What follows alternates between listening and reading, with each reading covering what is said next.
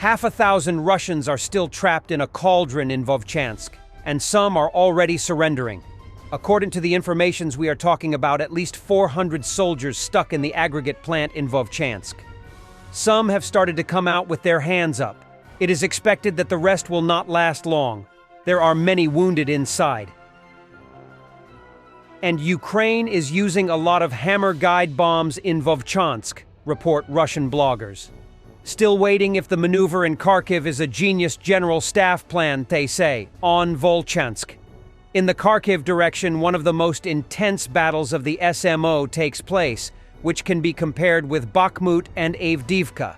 One interesting thing, our VKS Air Force attacked the enemy with more than 100 FABs, gliding bombs, per day, mainly in the rear areas and concentrations of troops. This is good. The bad news is that the enemy has a lot of his own guided hammer bombs, which also pose a serious problem. It's not easy to fight them. I'm still waiting that the maneuvers near Kharkiv are a brilliant plan of the general staff for a diversionary strike. And dozens of Russian soldiers already surrendered, and another Russian soldier surrendered to Ukrainian units near Vovchansk to the Marines of the Ukrainian 36th Brigade.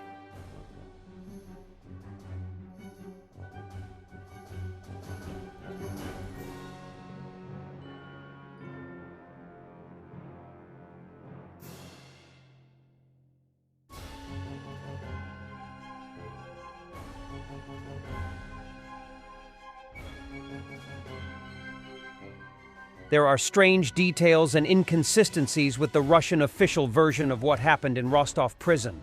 Ukrainian prisoners of war were held in that prison, and the hands of those killed in the assault were handcuffed.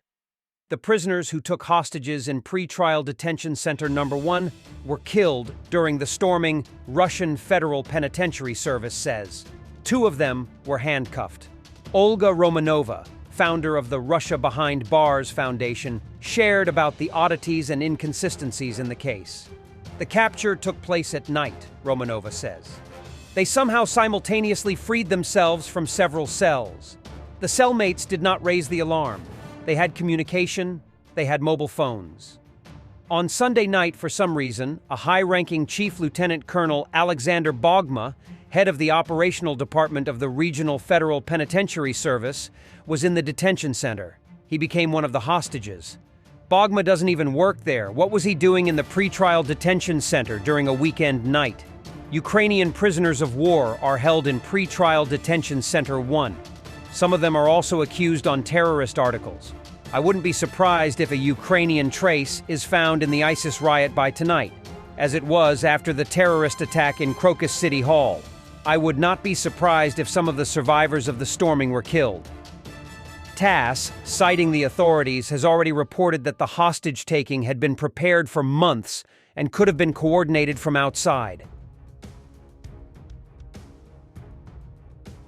The Second Army in the world presents an innovation: a walking tractor with a trolley to transport goods and personnel.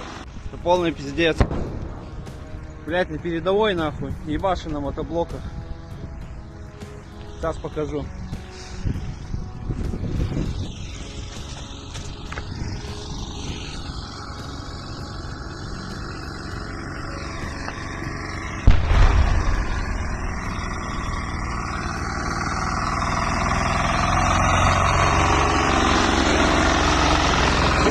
О, сила, ебать! Unsuccessful attempt of a Russian Strela-10 air defense system to shot down Ukrainian reconnaissance drone.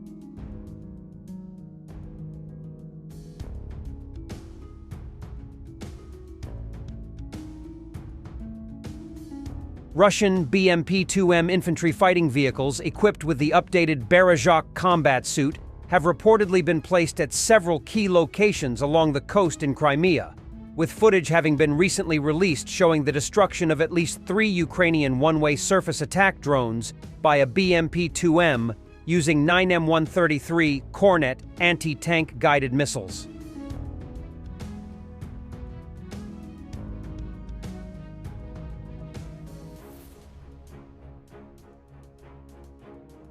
And a new Ukrainian naval drone, Stalker 5, was presented in Odessa. It can reach a speed up to 75 kilometers per hour and carry a payload up to 150 kilograms of explosives.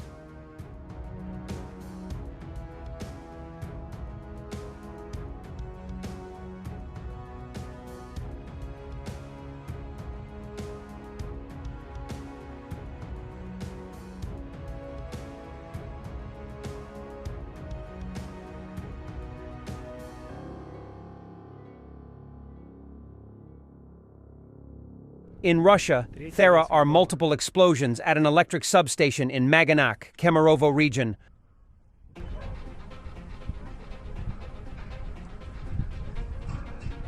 Похоже, пиздец, нахуй.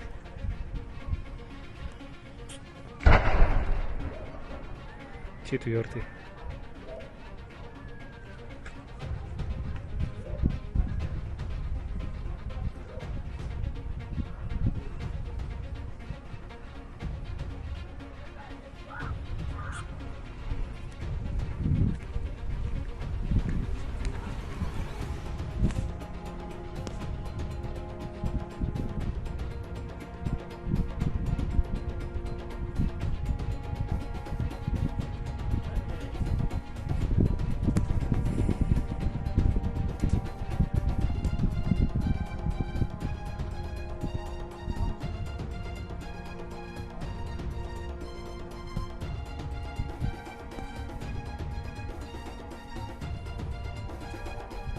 Also, electric substation in Rostov exploded.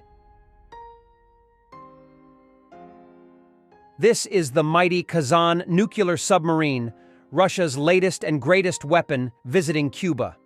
Its technology is so ahead that it can detach the soundproofing panels that insulate the hull while navigating, deafening the sonar operators of Western submarines. Brilliant.